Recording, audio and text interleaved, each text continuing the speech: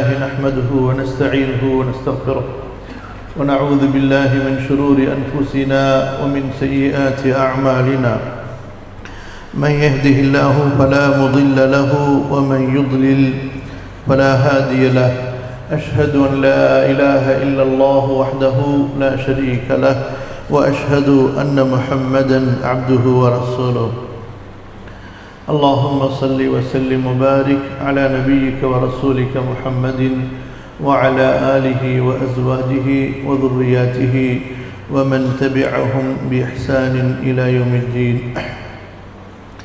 رب زدني علما رب اشرح لي صدري ويسر لي أمري سبحانك لا علم لنا إلا ما علمتنا إنك أنت العليم الحكيم கண்ணியத்திற்குரிய சகோதரர்களே சகோதரிகளே, அல்லாஹ் சுப்ஹானஹு வ தஆலாவிடத்திலே நல்ல இல்மை வேண்டியவனாகவும் தக்வாவை வேண்டியவனாகவும் நேர்வழியை வேண்டியவனாகவும் ஆரம்பம் செய்கிறேன். அல்லாஹ் சுப்ஹானஹு வ தஆலா நேர்வழியுடைய வேதத்தை நமக்கு தந்திருக்கின்றான். அந்த வேதத்தை சரியாக போதிப்பதற்கு ஒரு தூதரையும் நமக்கு அனுப்பியிருக்கின்றான். அந்த தூதர் ஸல்லல்லாஹு அலைஹி வஸல்லம் இந்த மார்க்கம் முழுமையாக நிறைவு செய்யப்பட்டதற்கு பிறகு நம்பிக்கை கொள்ள வேண்டிய விஷயங்களையும் செயல்படுத்த வேண்டிய விஷயங்களையும் முஸ்லிம்களாகிய நமக்கு தெளிவுபடுத்தியதற்கு பிறகு அவர்கள் மூலமாக இந்த மார்க்கம் முழுமைப்படுத்தப்பட்ட பிறகுதான் அல்லாஹு தஆலா அவர்களை உயிர் வாங்கினான். அவர்கள் உயிர் கைப்பற்றப்பட்டார்கள்.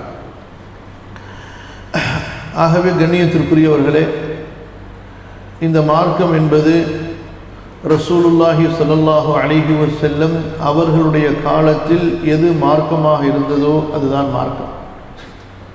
ரசூலுல்லாஹி ஸல்லல்லாஹு அலைஹி வஸல்லமுடைய காலத்தில் எது மார்க்கமாக இருந்ததோ அதுதான் மார்க்கம். அவர்களுடைய காலத்திற்கு பிறகு எத்தனையோ சிந்தனைவாதிகள், அறிவாளிகள், தத்துவ ஞானிகள் தோன்றி அவர்கள் இந்த மார்க்கத்திலே எதையும் சேர்க்க நினைத்தாலும் அல்லது மார்க்கத்தில் இருக்கின்ற விஷயங்களில் எதையாவது அவர்கள் நீக்க நாடினாலும் நீக்க முடியாது. அப்படி செய்வதற்கு அனுமதி இல்லை. அல்லாஹ் சுப்ஹானஹு வ தஆலா சூரா அல் மாயிதாவுடைய 3வது வசனத்திலே தெளிவுபடுத்தி சொல்கிறான், அல் யௌம அக்மல்து லக்கும் தீனக்கும் வ அத்மம்து அலைக்கும் நிஅமதி. இன்றைய தினம் நான் உங்களுக்கு உங்கள் மார்க்கத்தை முழுமைப்படுத்தினேன், எனது அருளை உங்கள் மீது நிறைவு செய்தேன் என்று.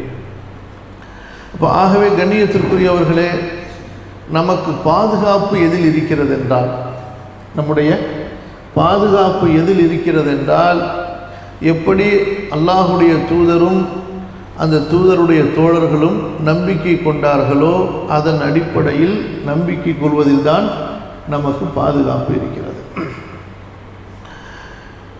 இப்போது பொதுவாக நமது இந்த தமிழ்நாட்டிலே குர்ஆன் ஹதீஸுடைய பெயரில் நடந்து வருகின்ற குழப்பங்கள், புதிய புதிய சர்ச்சைகள், இவற்றை பார்க்கும் பொழுது, இவற்றை கேட்கும்போது நமது வாலிபர்களிலே சிலருக்கு சந்தேக நோய் ஏற்படுகிறது, குழப்பம் ஏற்படுகிறது. அந்த சந்தேகம் எதிலே அவர்களுக்கு ஏற்படுகிறது? இஸ்லாமுடைய மூல ஆதாரங்களில் அந்த சந்தேகம் ஏற்படுகிறது. சந்தேகம் எதிலே ஏற்படுகிறது? இந்த இஸ்லாமை பாதுகாப்பதற்காக அல்லாஹு தஆலா ரசூலுல்லாஹி ஸல்லல்லாஹு அலைஹி வஸல்லம் அவர்களுக்கு தோழர்களை கொடுத்தான். பிறகு அந்த தோழர்களுக்கு அந்த தோழர்களுடைய மாணவர்கள் தாபிஈன் என்று இஸ்லாமிய வரலாற்றிலே அறியப்படுகிறது. குர்ஆனிலும் அப்படித்தான் அவர்களை கூறப்படுகிறது, பின்பற்றியவர்கள். இப்படி சஹாபாக்கள், தாபிஈன்கள், தபு தாபிஈன்கள், பிறகு வந்த மார்க்க அறிஞர்கள், ஹதீஸ் நூல் தொகுக்கப்பட்டவரை வந்த மார்க்க அறிஞர்கள்.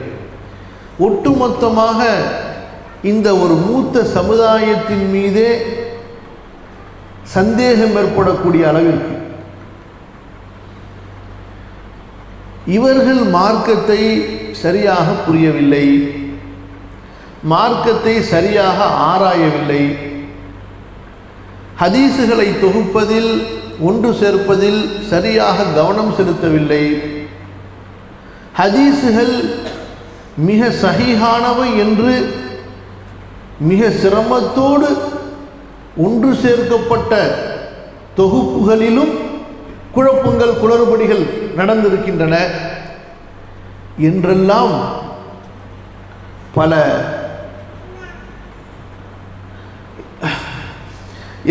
பலவிதமான சந்தேகங்களுக்கு நமது வாலிபர்கள் தள்ளப்படுகிறார்கள். உண்மையா இல்லையா? புரியுதா உங்களுக்கு நான் சொல்றது? குர்ஆன் ஹதீஸுடைய பெயரிலே புதிதாக வரக்கூடிய இந்த குழப்பங்களால், இந்த பிரச்சனைகளால், சர்ச்சைகளால் பொதுவாக வாலிபர்களுக்கு மத்தியிலே இப்போது நான் சொல்லி வந்த இந்த விஷயங்கள், மூத்த தலைமுறையினர் மீது சந்தேகம், அவர்கள் மார்க்கத்தை புரிந்ததில் சந்தேகம், மார்க்கத்தை அவர்கள் ஆய்வு செய்ததிலே சந்தேகம், இஸ்லாமிய அடிப்படைகளை அவர்கள் வகுத்ததிலே சந்தேகம், ஹதீஸுகளை ஒன்று திரட்டி தொகுத்து மிக சஹீஹானவை என்று நமக்கு கொடுத்ததிலும் அவர்களையே அறியாமல் பல குழப்பங்கள் நடந்திருக்கின்றன. அதுவும் எப்படிப்பட்ட குழப்பங்கள் என்றால் ஈமானையை தகர்க்கக்கூடிய குழப்பங்கள். எப்படிப்பட்ட குழப்பங்கள்? அந்த குழப்பங்கள் ஒருவனை முஷ்ரிக்காக்கிவிடும், ஒருவனை காஃபிராக்கிவிடும். யூதர்களுக்கும் கிறிஸ்தவர்களுக்கும் இஸ்லாமை தகர்ப்பதற்கு மிகப்பெரிய வாசலை திறந்து வைத்துவிடும். அல்லாஹ்வின் ஸ்தானத்திலே சாதாரண மனிதனை கொண்டு போய் வைக்கக்கூடிய அளவிற்கு அந்த விஷயங்கள் உள்ளன.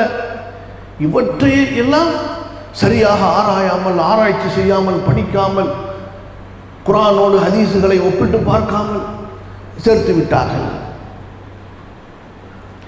அன்பிற்குரியவர்களே, ஒரு விஷயத்தை புரிந்து கொள்ளுங்கள். அதாவது என்னென்ன ஹதீஸுகள் மீதெல்லாம் இவர்கள் ஆட்சேபனை செய்திருக்கிறார்களோ, இதுவரை என்னென்ன ஹதீஸுகளின் மீதெல்லாம் இவர்கள் ஆட்சேபனை செய்திருக்கிறார்களோ, இந்த ஹதீஸுகள் எல்லாம் அரபி மொழியில் மட்டுமல்ல, நூற்றுக்கணக்கான அந்நிய மொழிகளில் மொழிபெயர்க்கப்பட்டு பல 100 ஆண்டுகளாக மக்களிடத்தில் சென்று கொண்டுதான் இருக்கின்றன. சரி, அரபி மொழியிலும் இந்த ஹதீஸ் நூல்கள் தொகுக்கப்பட்ட காலத்திலிருந்து, இந்த ஹதீஸ் நூல்கள் தொகுக்கப்பட்ட காலத்திலிருந்து இன்று வரை எத்தனையோ யூதர்கள், கிறிஸ்தவர்கள், அரபி தெரிந்தவர்கள் இதை படித்திருக்கிறார்கள். இதிலே அவர்கள் ஆராய்ச்சியும் செய்திருக்கிறார்கள். படித்தவர்கள் பலர் இஸ்லாமை ஏற்றும் இருக்கிறார்கள்.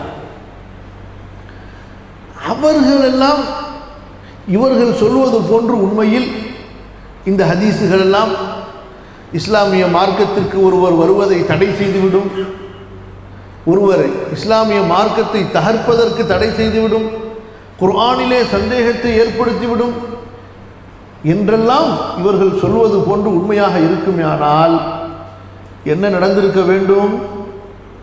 மக்கள் இஸ்லாமை ஏற்காமல் இஸ்லாமை நிராகரிப்பது அதிகமாக இருக்க வேண்டும். நான் சொல்றது புரியுதா? புரியல. ஆனால் நடந்தது என்ன? நடந்தது என்ன? இஸ்லாமை ஏற்பதுதான் அதிகரித்திருக்கிறது. மாற்றார்கள். சரி, இஸ்லாமிற்கு வந்ததற்கு பிறகு ஒரு கூட்டுக்கு வைத்துக் கொள்ளுங்களேன், முன்னாடிலாம் இப்படிலாம் ஹதீஸில் இருக்குன்னு தெரியாமல் வந்துட்டாங்க, பின்னால் வந்தார்கள், அவர்களிலே எத்தனையோ பேர் கல்விகளை கற்றார்கள், ஆய்வுகள் செய்தார்கள், படித்தார்கள், படித்து கொண்டிருக்கிறார்கள். இப்படி வந்தவர்களிலாவது யாராவது, யூதர்களிலிருந்து, கிறிஸ்தவர்களிலிருந்து, தத்துவவாதிகளிலிருந்து, இப்படி வந்தவர்களிலிருந்து யாராவது இப்படிப்பட்ட ஹதீஸுகள் எல்லாம் புகாரியில் இருக்கின்றனவே, முஸ்லீமில் இருக்கின்றனவே, இதெல்லாம் பகுத்தறிவுக்கு ஒவ்வாத ஹதீஸுகளாயிற்று என்பதாக மறுத்திருக்கிறார்களா என்றால் அதுவும் இல்லை. புரியுதா உங்களுக்கு? சமீப காலத்தில் தத்துவவாதிகளில் இஸ்லாமை ஏற்றுக்கொண்டவர்களில் ஒரு பெரிய தத்துவவாதி நம்ம டாக்டர் அப்துல்லா பிரியாதாசன். அவர் ரசூலுல்லாஹி ஸல்லல்லாஹு அலைஹி வஸல்லம் அவர்களுக்கு சூனியம் செய்யப்பட்டது என்ற ஹதீஸை ஒரு பயான்ல தத்ரூபமாக புரிய வைக்கிறார். இத்தனைக்கும் நாத்திகவாதியாக இருந்து மௌட்டிக கொள்கைகளுக்கு எதிராக பிரச்சாரம் செய்து இஸ்லாமிய மார்க்கத்திற்குள் வந்தவர் ஒவ்வொன்றையும் இஸ்லாமிய மார்க்கத்திற்குள் உள்ள ஒவ்வொரு விஷயத்தையும் பகுத்தறிவோடு உரசி பார்த்து ஆராய்ந்து பார்த்து நான் நம்பிக்கை கொண்டேன். 2 ஆண்டுகளுக்கு மேலாக குர்ஆனை படித்து படித்து படித்து ஹதீஸ் சஹீஹுல் புகாரியை படித்து படித்து படித்து எந்த விதமான முரண்பாடுகளையும் நான் காணாத போது இஸ்லாமை நான் ஏற்றுக்கொண்டேன் என்று சொல்றாரு. புரியுதா உங்களுக்கு? அப்ப இப்படிப்பட்ட ஆட்சேபனைகள் உண்மையில் ஏற்பட்டிருக்க வேண்டும் என்றால் யாருக்கு ஏற்பட்டிருக்க வேண்டும்? யாருக்கு ஏற்பட்டிருக்க வேண்டும்? இஸ்லாமிற்கு வெளியில் உள்ள மக்களுக்கு. ஏனென்றால் நாம் ஒன்றும் ஏனைய மக்களை போன்று வேதத்தை பூட்டி வைத்துக் கொள்ளவில்லை, ஹதீஸுகளை பூட்டி வைத்துக் கொள்ளவில்லை. ஹதீஸுகள் திறந்திருக்கின்றன. அரபி மொழியிலும் ஹதீஸுகள் இருக்கின்றன.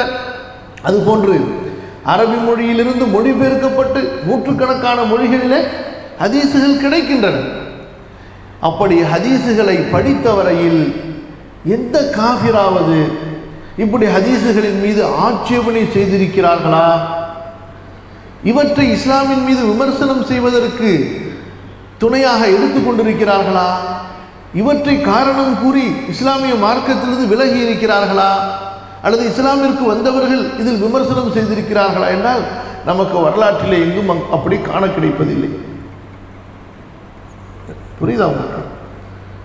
அப்ப இங்க பிரச்சனை என்ன என்று சொன்னால், எந்த குர்ஆனை பாதுகாக்க வேண்டும் என்று இவர்கள் சொல்கிறார்களோ, எந்த மார்க்கத்தை தூய்மையாக பாதுகாக்க வேண்டும் என்று சொல்கிறார்களோ, அந்த மார்க்கத்தை புரிந்து கொள்வதில் இவர்களுக்கு ஏற்பட்ட முரண்பாடு, அந்த மார்க்கத்தை புரிந்து கொள்வதிலே இவர்களுக்கு ஏற்பட்ட முரண்பாடு, இவர்களுடைய உள்ளத்தில் உள்ள ஒரு சந்தேக நோய், அதுதான் அவர்களை இப்படி பேசும்படி தூண்டுகிறதே தவிர உண்மையில் ஆதாரங்களில் அப்படி சந்தேகம் இருக்கிறதா, ஆதாரங்களிலே அப்படி குழப்பம் இருக்கிறதா என்றால் அப்படி ஆதாரங்களில் சந்தேகமும் இல்லை, குழப்பமும் இல்லை.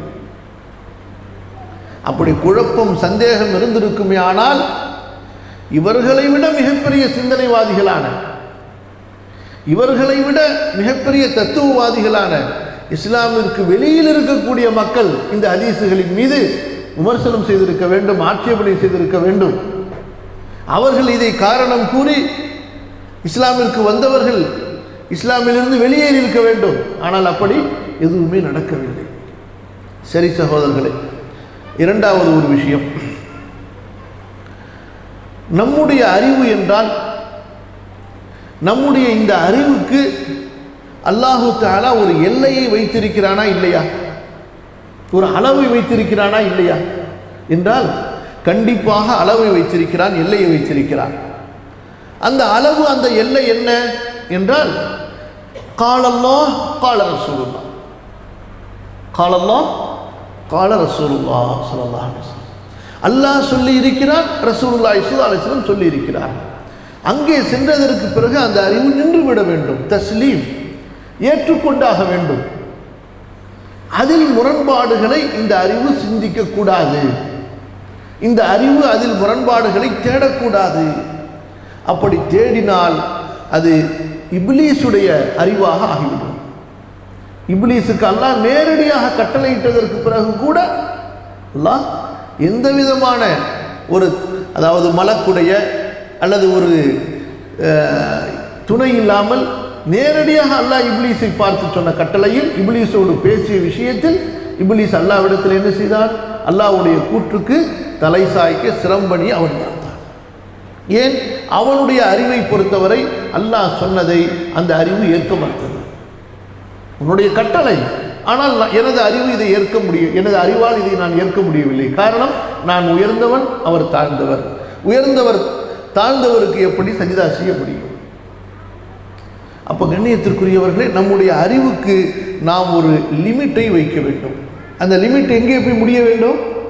கால அல்லாஹ் கால ரசூலுல்லாஹ். யார் சொன்னதை வேண்டுமானாலும் மறுக்கலாம், யார் சொன்னதில் வேண்டுமானாலும் நாம் பல அதாவது கிராஸ் கொஸ்டின் குறுக்கு கேள்விகளை கேட்கலாம். ஆனால் அல்லாஹ் சொல்லிவிட்டால், அல்லாஹ்வுடைய தூதர் ஸல்லல்லாஹு அலைஹி வஸல்லம் சொல்லிவிட்டால் அங்கே கிராஸ் கொஸ்டின் கேட்க முடியுமா? கேட்க முடியாது. அல்லாஹ் கேட்கிறான், மக்களே, நீங்கள் மூசாவிடத்தில் கேள்வி கேட்கப்பட்டது போன்று நீங்கள் இந்த தூதரிடத்திலே குறுக்கு கேள்விகள் கேட்க விரும்புகிறீர்களா?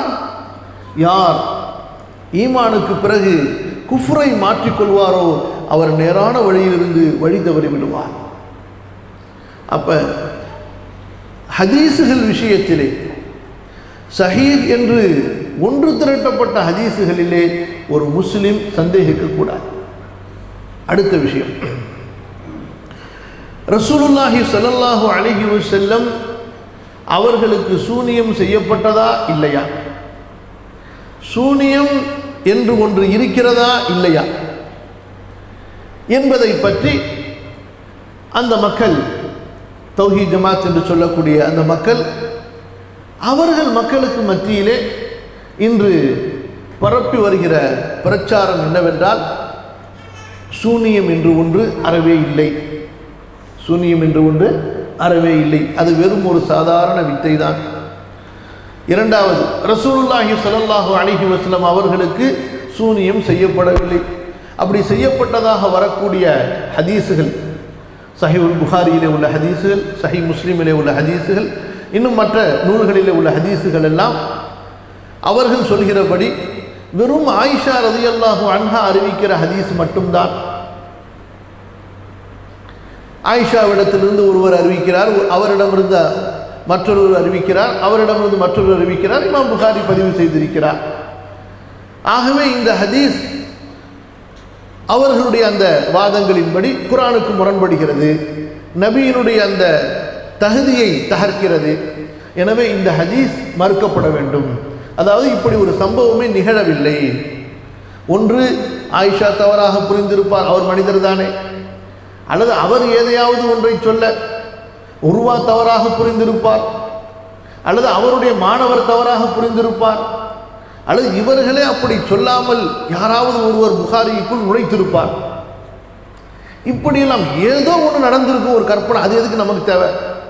இப்படி அவங்களுடைய பேச்சுகளில் வரக்கூடிய விஷயம் இப்படி, இவர் தப்பு செஞ்சிருப்பார், அவர் தப்பு செஞ்சிருப்பார், எதுக்கு? எப்படியோ ஒரு தப்பு நடந்திருக்கு, குர்ஆனுக்கு முரண்படுது, எங்கேயோ ஒரு தப்பு இருக்கு, அதை தூக்கி வச்சுக்கணும். இது அவர்களுடைய வாதம். ரெண்டு விஷயங்களை அவர்கள் முன்வைக்கிறார்கள், புரியுதா? ஒன்று என்ன? சூனியம் என்பது ஒன்றுமே இல்லை. இரண்டாவது, ரசூலுல்லாஹி ஸல்லல்லாஹு அலைஹி வஸல்லம் அவர்களுக்கு சூனியம் செய்யப்பட்டதாக வருகின்ற ஹதீஸ், அது புகாரியில் இருந்தாலும் ஏனைய இஸ்லாமிய நூல்களில் இருந்தாலும், அது ஆயிஷா ரலியல்லாஹு அன்ஹா மட்டும் அறிவிக்கக்கூடிய ஹதீஸு, அதில் எங்கேயோ குழப்பம் நடந்திருக்குன்னு சொல்லி இப்போ நம்ம ஒரு விஷயமா பார்ப்போம். முதலாவதாக, இந்த சூனியம் செய்யப்பட்டது என்பதாக அறிவிக்கக்கூடிய இந்த ஹதீஸை ஆயிஷா ரலியல்லாஹு அன்ஹா மட்டும் அறிவித்திருந்தாலும், உதாரணத்துக்கு எப்படின்னு சொன்னால், இந்த ஹதீஸினுடைய அறிவிப்பில் சஹீஹுல் புகாரியில் வரக்கூடிய அறிவிப்பில் இமாம் புகாரிக்கு இமாம் இப்ராஹிம் இப்னு மூசா, அவருக்கு ஈசா, அவருக்கு ஹிஷாம், ஹிஷாமுக்கு உர்வா, உர்வாவுக்கு ஆயிஷா ரலியல்லாஹு அன்ஹா அறிவிக்கிறார்கள். சரி, இப்போ இவங்க என்ன சொல்கிறாங்க? இந்த ஹதீஸை ஆயிஷா ரலியல்லாஹு அன்ஹா மட்டும்தான் அறிவிக்கிறார்கள். ஹதீஸை மறுக்கிறதுக்கு காரணங்களில் ஒரு காரணம். ஆனால் நீங்கள் ஹதீஸ் நூல்களில் போய் தேடி பார்த்தீங்கன்னு சொன்னால், அதாவது இன்னும் பல ஹதீஸுகளில் இந்த ஹதீஸை ஸெய்த் இப்னு அர்த்தம் என்ற சஹாபியும் அறிவிக்கிறார்கள். யார் அறிவிக்கிறாங்க? முஸ்னத் அஹ்மதில் இருக்குது, அதே போல் முஸன்னஃப் அப்துர் ரஸாக்கில் இருக்குது. ஸெய்த் இப்னு அர்த்தம் என்ற சஹாபியும் இந்த செய்தியை அறிவிக்கிறார்கள். அப்போ ஆயிஷா ரலியல்லாஹு அன்ஹா மட்டும் அறிவிக்கல, இன்னொருத்தங்களும் அறிவிக்கிறாங்க. சரியா? அடுத்த கேள்வி என்ன கேட்குறாங்க? ரசூல் ஸல்லல்லாஹு அலைஹி வஸல்லம் அவர்களுக்கு சூனியம் வைக்கப்பட்டிருக்குமே, ஆனால் அது எல்லா மனைவிகளுக்கும் தெரிந்திருக்க வேண்டுமே. ஆயிஷா ரலியல்லாஹு அன்ஹா மட்டும்தான், அவங்களுக்கு மட்டும்தான் அது எப்படி தெரிஞ்சிச்சு? இது இந்த ஹதீஸை மறுப்பதற்கு ஒரு காரணமாக ஆகுமா என்றால், அப்போ ரசூலுல்லாஹி ஸல்லல்லாஹு அலைஹி வஸல்லம் செயல்களில், அவர்களுடைய குணங்களில் ஆயிஷா ரலியல்லாஹு அன்ஹா மட்டும் அறிவிக்கிற எந்த ஹதீஸையுமே இந்த ஒரு காரணத்தை சொல்லி மறுக்கலாமா, மறுக்க முடியாதா? மறுக்கலாம். சரி, இரண்டாவது, இமாம் இப்னு அப்துல் பர் ரஹிமஹுல்லாஹ் அவர்களுடைய நூலில் ஹதீஸினுடைய அறிவிப்புகளில் ஒரு அறிவிப்பு என்ன வருகிறது என்றால், இந்த சூனியத்தால் ரசூலுல்லாஹி ஸல்லல்லாஹு அலைஹி வஸல்லம் அவர்களுக்கு ஏற்பட்ட அந்த பாதிப்பு என்பது, புரியுதா உங்களுக்கு? தனது மனைவிகளிடத்திலே சேருவார்கள் என்று சேர்ந்திருக்கிறோம் என்று நினைப்பார்கள், ஆனால் சேர்ந்திருக்க மாட்டார்கள். அப்ப குறிப்பா அந்த சூனியத்துடைய தாக்கம் என்பது ஆயிஷா ரலியல்லாஹு அன்ஹாவின் விஷயத்தில் அவர்களுக்கு ஏற்பட்டது. ஆயிஷா ரலியல்லாஹு அன்ஹாவின் விஷயத்தில் அவர்களுக்கு ஏற்பட்டது. அவர்களோடு அவர்கள் வீட்டிலே இருக்கும் பொழுது அந்த சூனியத்தினுடைய அசர் இருந்தது. மற்ற மனைவிமார்களிடத்திலே செல்லும் பொழுது அந்த அசர் அவர்களுக்கு இல்லை. அப்ப இதிலிருந்து நம்ம, இந்த அறிவிப்பிலிருந்து நமக்கு என்ன தெரிகிறது? இந்த சம்பவத்தை ஆயிஷா ரலியல்லாஹு அன்ஹா மட்டும் அறிவிக்கிறார்கள் என்றால் அது அவர்களது வீட்டில் அவர்களோடு நடந்த நிகழ்வு என்ற காரணத்தால் இதை அவர்கள் அறிந்திருக்கிறார்கள். புரியுதா? மற்ற மனைவிமார்களுக்கு இது தெரிந்திருக்கலாம், ஆனால் அதை அவர்கள் அறிவிக்கவில்லை. அப்போ ஒரு ஹதீஸை மற்ற சஹாபாக்கள் அறிவிக்கவில்லை என்ற காரணத்தினால் அந்த ஹதீஸை, அந்த சம்பவமே மற்றவங்களுக்கு தெரியல என்று எடுத்துக்கொண்டால் இஸ்லாமினுடைய எந்த ஆதாரத்தையுமே நீங்கள் நிறுத்த முடியாது. இப்போ உதாரணத்துக்கு இன்னமல் அமாலு பின்னியாத் என்ற ஹதீஸ், இந்த ஹதீஸை அறிவிக்கிறவங்க சஹாபாக்கள்ல யாரு அறிவிக்கிறா? உமர் ரலியல்லாஹு அன்ஹு மட்டும்தான் அறிவிக்கிறாங்க. ஹதீஸில் வரக்கூடிய வாசகம் என்ன? ஹாதா ஜிப்ரீல் அதாக்கும் யுஅல்லிமுக்கும் தீனக்கும், இதோ வந்தவர் ஜிப்ரீல், இவர் உங்களுக்கு உங்களது மார்க்கத்தை போதிப்பதற்காக வந்திருக்கிறார் என்று ரசூல் ஸல்லல்லாஹு அலைஹி வஸல்லம் சொல்றாங்க.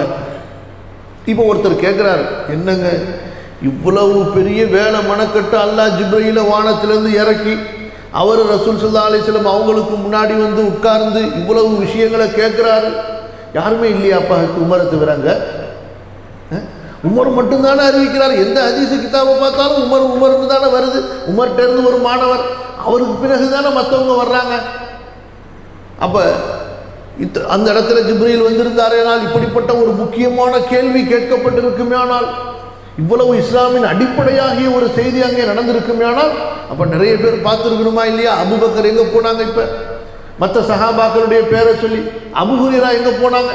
இப்படியெல்லாம் கேள்வி கேட்டு அப்ப இந்த ஹதீஸை மறுக்கலாமா? அளவுகோலா இது? ஒருத்தர் அறிவிக்கிறார் என்பது அளவுகோல் அல்ல. சரி, அப்படியும் பார்த்தால் ஒருத்தர் அறிவிக்கல, இன்னொரு சஹாபியும் அறிவிக்கிறார்கள். அதே போல புகாரில மட்டும் பதிவு செய்யப்படவில்லை இது. சரி விடுங்க, உதாரணத்துக்கு புகாரி ரஹ்மத்துல்லாஹி அலைஹி தப்பு செஞ்சதா வச்சுக்கோங்க. அவங்க என்ன சொல்றாங்க? தவறு இழைத்திருக்கலாம், மனிதர் தானே சொல்றாங்க. வார்த்தைகள் எப்படி வார்த்தை பயன்படுத்துறாங்கன்னா, சொல்லிட்டா புகாரின்னு கத்துறானுவான். எப்படி பேசுறாங்க? புகாரி நம்ம ஏதாவது ஒன்று சொல்லிட்டோம்னா அது சரியா தப்பான்னு பார்க்க மாட்டேங்கிறான். புகாரில இருக்குன்னு கத்துறாங்களாம். அது கத்துறாங்கன்னு பன்மையில கூட இல்லை, கத்துறானுலாம். நம்ம என்னங்க செய்யறது? ஒட்டுமொத்த மார்க்க அறிஞர்கள் குர்ஆனுக்கு அடுத்து வானத்திற்கு கீழே புகாரியை விட சஹீஹான ஹதீஸ் நூல்கள் இல்லை என்று மார்க்க அறிஞர்கள் தான் நமக்கு சொல்கிறார்கள். நீங்களும் ஆதாரம்னா புகாரியை தானே முதல்ல கொண்டு வரீங்க. சொல்லுங்க, வேற ஏதாவது கிதாபை கொண்டு வரீங்களா? சஹீஹ்னு சொல்றீங்களா இல்லையா? அதனால தான் நம்ம அதை கொண்டு வர்றோம். இட்டு கட்டப்பட்ட ஹதீஸ் வகுப்பையா கொண்டு வரோம்? சரி, அப்ப இமாம் புகாரி மட்டும் இந்த ஹதீஸை அறிவிக்கவில்லை. இமாம் புகாரியுடைய உஸ்தாத் அஹ்மத் பின் ஹம்பல் ரஹிமஹுல்லாஹ் அவங்க ஹதீஸுகளை அறிவிக்கிறாங்க. அதே போல இமாம் புகாரியுடைய காலத்திலே வாழ்ந்த சமகாலத்து முஹத்தீஸ்கள் முஸன்னஃப் அப்துர் ரஸாக், முஸ்னதுல் பஸார், இமாம் புகாரியை போன்ற மூத்த ஹதீஸ் அறிஞர்கள், இமாம் இப்னு ஹிப்பான் ரஹிமஹுல்லாஹ், இப்படி எல்லாரும் இந்த ஹதீஸை சரின்னு பதிவு செய்கிறாங்க. சரி, நம்ம கேட்கலாம், சரி தப்பு ஒருத்தர் தெரியாமல் இருந்தார், 2 பேர் தெரியாமல் இருந்தாங்க, இருந்தாங்க. எங்க அறிஞர்கள் என்று யார் மூலமாகத்தான் நாம் தீனை படித்தாக வேண்டும் என்ற கட்டாயத்தில் இருக்கிறோம். இப்படி ஹதீஸ் என்றால் யார் மூலமாகத்தான் நாம் சேகரித்தாக வேண்டும் என்ற கட்டாயத்தில் இருக்கிறோமோ, அப்ப அத்தனை முஹத்தீஸ்களும் இந்த ஹதீஸுகளை அறிவிக்கிறதுல புரிகிறதுல தவறு செஞ்சுட்டாங்களா? இந்த ஹதீஸு ஷிர்கை ஏற்படுத்துறதுங்கிறத அவங்க புரியாம போயிட்டாங்களா? புரியுதா உங்களுக்கு? அல்லது இந்த ஹதீஸ் நபியினுடைய தரத்தை குறைக்கிறது என்பதை அவங்க புரியாம போயிட்டாங்களா? நம்ம என்ன கேட்கிறோம்? ஹதீஸ் கலை அறிஞர்களில் புரியுதா யார் ஹதீஸுகளை சஹீஹ் என்று தரம் பார்த்து பிரித்து தொகுத்தார்களோ அந்த ஹதீஸ் கலை அறிஞர்களில் ஒரு அறிஞர் இந்த ஹதீஸினுடைய சனதிலோ இந்த ஹதீஸினுடைய தரத்திலோ அவர்கள் விமர்சனம் செய்திருக்கிறார்களா? சொல்லுங்க.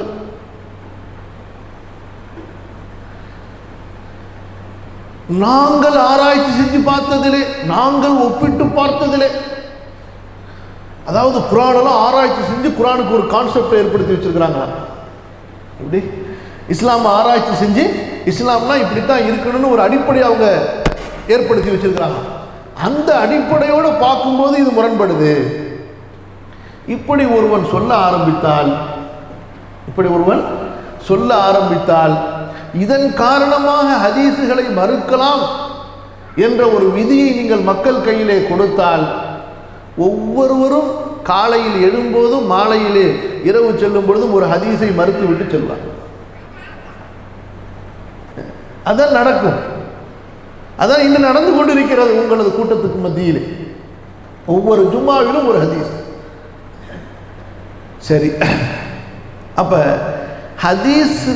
ஹதீஸை அறிவித்த மார்க்க அறிஞர்களில் முஹத்திஸுகள் யாருமே இந்த ஹதீஸினுடைய தரத்தை பற்றி ஆட்சேபனை செய்யவில்லை.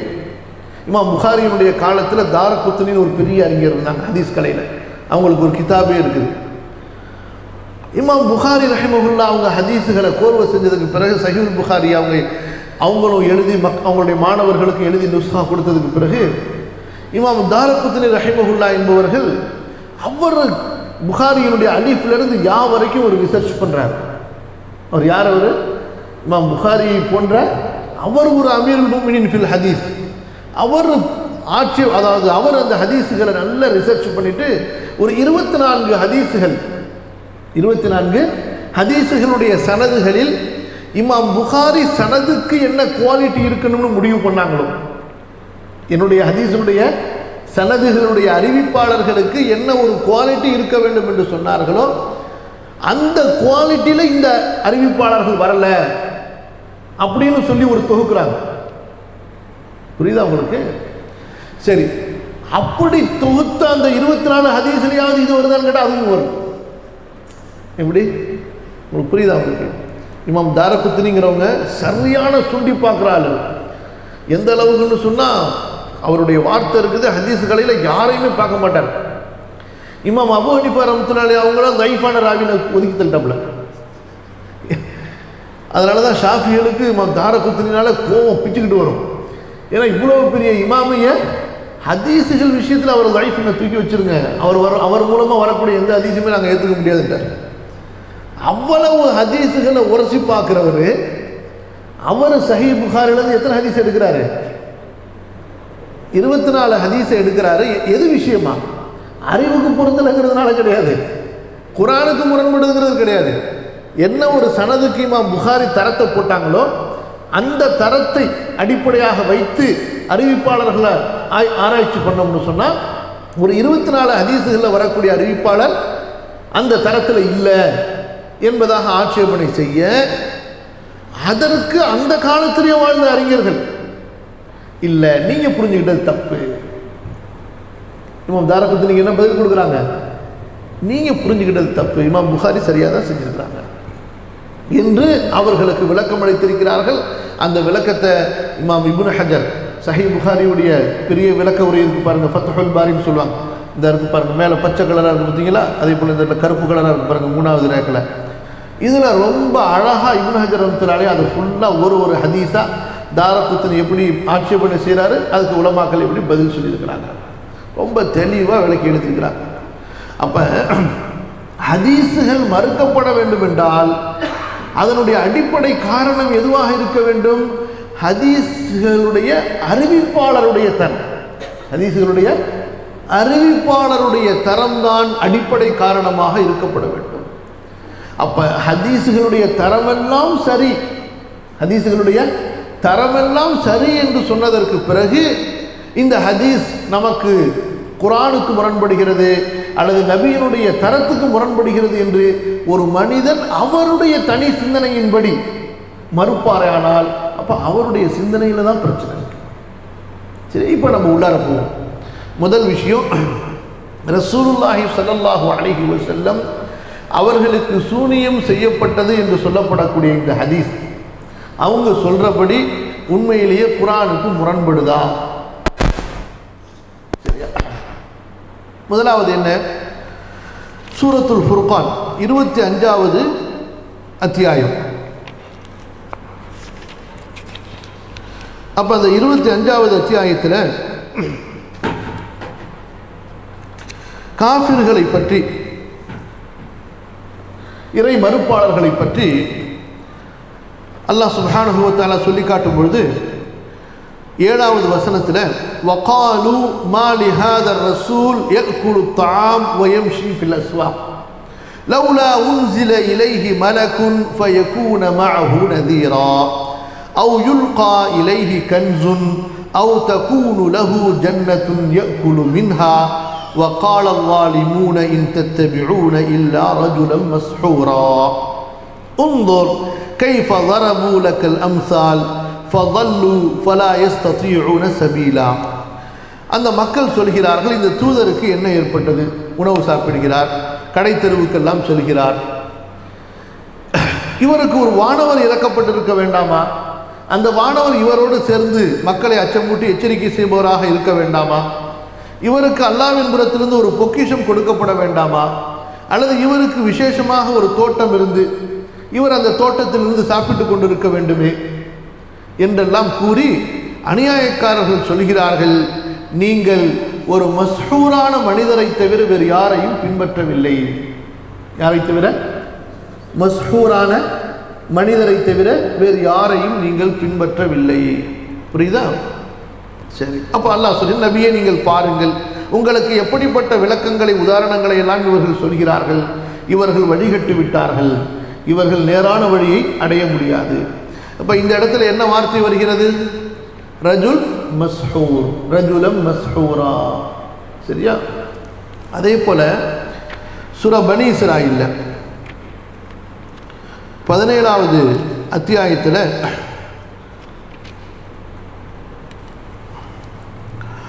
48வது வசனம், 47 48வது வசனம், இது யகூலு ஸாலிமூன் இன் தத்தபிஊன இல்லா ரஜுலம் மஸ்ஹூரா. அநியாயக்காரர்கள் சொல்கிறார்கள், நீங்கள் ரஜுல் மஸ்ஹூரா, அதாவது மஸ்ஹூரான ஒரு மனிதரை தவிர வேறு யாரையும் நீங்கள் பின்பற்றவில்லை என்று. அப்ப 2 வசனத்திலையும் நபியை மஸ்ஹூர் என்று சொல்பவர்கள் அல்லாஹ் எப்படி சொல்கிறான்? அநியாயக்காரர்கள் என்று சொல்கிறான். அப்ப இவங்க என்ன செய்யறாங்க? மஸ்ஹூர் என்றால், நல்ல கவனமாக கேட்டுக்கொள்ளுங்க, நம்ம சில முக்கியமான விஷயங்களை மட்டும் இன்றைக்கு நம்ம பேசுவோம். ரஜுல் மஸ்ஹூர், அப்ப இவங்க பொதுவாக தர்ஜுமா பின்னாடி காலத்தில் வந்தவங்க செஞ்சவங்க, அதே போல பொதுவான தப்சீர்களில் உள்ள அந்த மஸ்ஹூர் என்பதற்கு என்ன அர்த்தம்?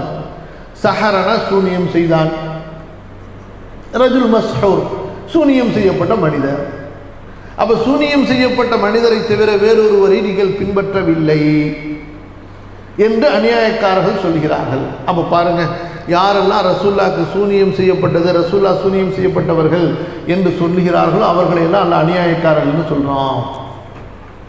அப்ப இதை பாமர மக்கள் கேட்கும்போது, ஆமா சரியாக தானே இருக்குது, கரெக்டு தானே, அப்போ எப்படி நம்ம ரசூல்லாக்கு சூனியம் செய்யப்பட்டது என்ற ஹதீஸை ஏற்றுக்க முடியும் அப்படின்னு அவங்களுடைய சந்தேகங்களை வருகிறது.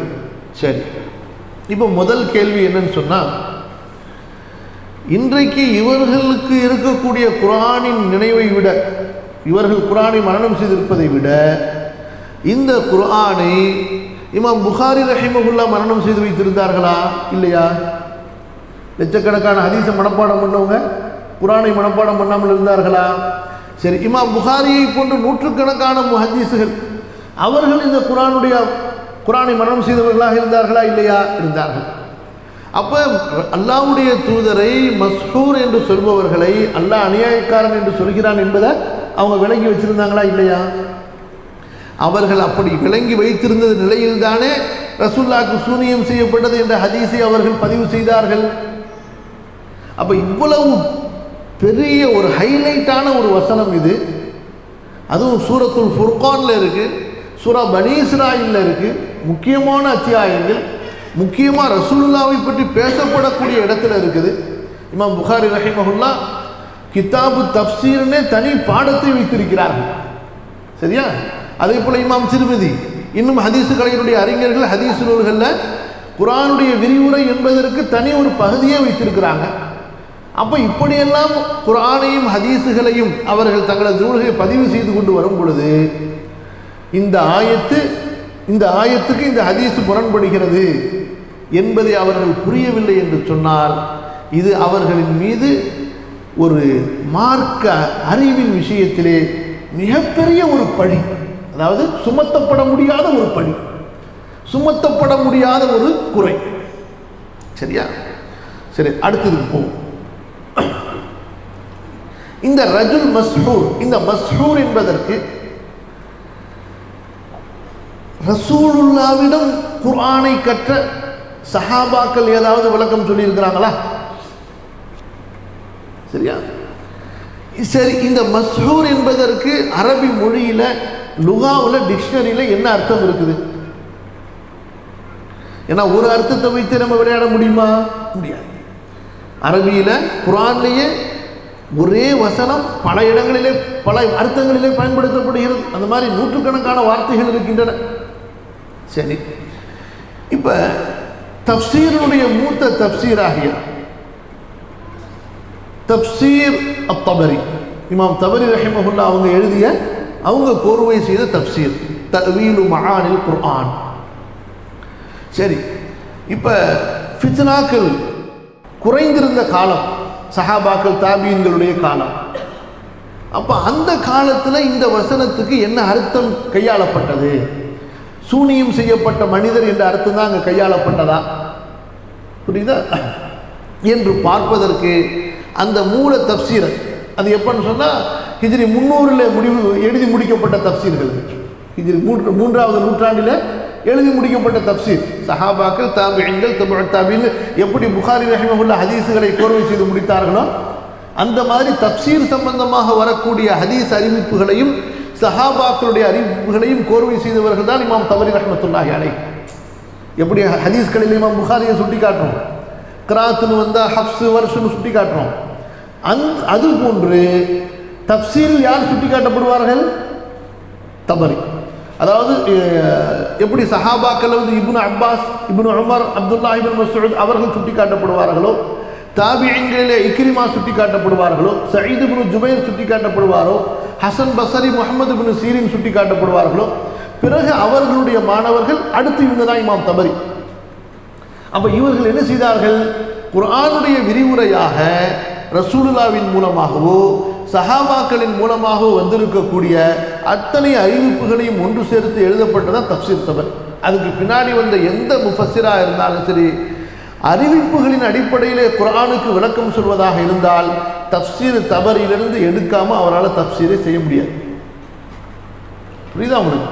அதனால தான் நீங்கள் தஃப்சீர் இப்னு கஸீர் படித்தவங்க யாராவது இருக்கீங்களா? அதில் பாருங்க, வார்த்தைக்கு வார்த்தை தபரி சொன்னார், தபரி சொன்னார், தபரி சொன்னார்னு இருக்கும். மொத்தத்தில் பார்க்க போனீங்கன்னா இப்னு கஸீர் என்பது தபரியுடைய ஒரு சுருக்கம்னு சொல்லலாம். வார்த்தைக்கு வார்த்தை தபரி தபரி இருக்கும். ஒரு சில இடங்களில் மட்டும்தான் இப்னு கஸீர் ரஹிமஹுல்லாஹ் அவங்க தங்களுடைய சில விளக்கங்களை எழுதியிருப்பாங்க. சரி, இப்போ நம்ம சுருக்கமாக என்ன விஷயத்தை சொல்ல போகிறோம்னு சொன்னால், இமாம் தபரி ரஹிமஹுல்லாஹ் அவர்கள் இந்த 2 இடங்கள்லையும் மஸ்ஹூர் என்பதற்கு சூனியம் செய்யப்பட்டவர் என்ற ஒரு அர்த்தமே அங்கே கொடுக்கல. எந்த அர்த்தத்தை கொடுக்கவே இல்லை. மஸ்ஹூர்னு சொன்னால் டக்குன்னு பொதுவாக எல்லாரும் சொல்கிறோம் பாருங்க, நம்ம சொல்கிறோம் பாருங்க, அந்த அர்த்தத்தை குர்ஆனுக்கு அவர்கள் கொடுக்கவே இல்லை. அவங்க என்ன அர்த்தத்தை கொடுக்குறாங்கன்னா ஒரே அர்த்தத்தை தான் அங்கே முதல்ல கொடுக்குறாங்க. முன்னாடி பாருங்க, இந்த மனிதருக்கு என்ன ஏற்பட்டது? இவர் சாப்பிடுகிறார், உண்கிறார், கடை தெருவுக்கு செல்கிறார். அப்ப இந்த சஹர என்பது சிஹ்ருன் என்று சொன்னால் எப்படி ஒரு சூனியம்ங்கிற ஒரு வார்த்தை அதுக்கு அர்த்தம் இருக்குதோ, இதுக்கு இன்னொரு அர்த்தம் என்னவென்று சொன்னால் மனிதனுடைய குடல், வயிற்றில் ஒரு குடல் இருக்கா இல்லையா, அதே போல இதுக்கு இன்னொரு அர்த்தம் வந்து நெஞ்சுங்கிற அர்த்தமும் இருக்குது. இப்போ ஆயிஷா ரலியல்லாஹு அன்ஹாவுடைய பிரபல்யமான ஹதீஸ், நபி அவர்கள் இறந்தார்கள் பைன சிஹ்ரி வ நஹ்ரி, எனது நெஞ்சுக்கும் எனது கழுத்துக்கும் இடையிலன்னு சொல்லி. அங்கே என்ன வார்த்தை தான் வருது? பைன சிஹ்ரி வ நஹ்ரி. புரியுதா உங்களுக்கு? அப்போ சிஹர் என்பதற்கு அங்கே என்ன அர்த்தம் கையாளப்பட்டிருக்கு? நெஞ்சுங்கிற அர்த்தம். அதே போல தான் சிஹர் என்பதற்கு ஒரு அர்த்தம் என்ன? நம்ம சாப்பிடும் பொழுது நமது உணவுகள் செல்லக்கூடிய உணவு குழாய்கள், உணவு குடல்கள். அப்ப இந்த காஃபிர்கள் என்ன சொல்றாங்கன்னு சொன்னா, என்னப்பா நீங்க சாப்பிட்டு உடலுக்குள்ளார குடல் வழியா உணவு செல்லக்கூடிய ஒரு மனிதரை போய் பின்பற்றி கொண்டிருக்கிறீர்களே. யாரை பின்பற்றுறீங்க? நம்மள மாதிரி வயிறு, குடல், அப்புறம் அசுத்தம் என்று இருக்கக்கூடிய ஒரு மனிதரை பின்பற்றுகிறீர்களே நீங்கள் என்று காஃபிர்கள் ஆட்சேபனை செய்தார்கள். ஏன் அப்படின்னு பார்த்தீங்கன்னு சொன்னா, நீங்க ரஹீக் பல பேர் படிச்சிருக்கலாம், அதே போல ரசூலுல்லாஹ்வுடைய வாழ்க்கை வரலாறு பல பேர் படிச்சிருக்கலாம். மக்காவுடைய வாழ்க்கையில் எங்க இது 2 சூறாவுமே மக்காவில் இறக்கப்பட்ட சூறாக்கள். மக்காவுடைய வாழ்க்கையில் காஃபிர்கள் ரசூலுல்லாவை குறித்து செய்த ஆட்சேபனைகள் என்று நீங்கள் பார்த்தீர்கள் என்றால் எங்கேயுமே ரசூலுல்லாவை சூனியம் செய்யப்பட்டவர் என்ற ஆட்சேபனையை செய்யல. சீராவுடைய நூல்களில் எந்த ஒரு நூல்களையுமே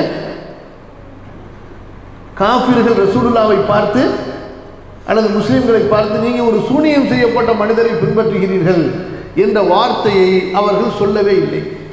அவங்க சொன்னதெல்லாம் என்ன?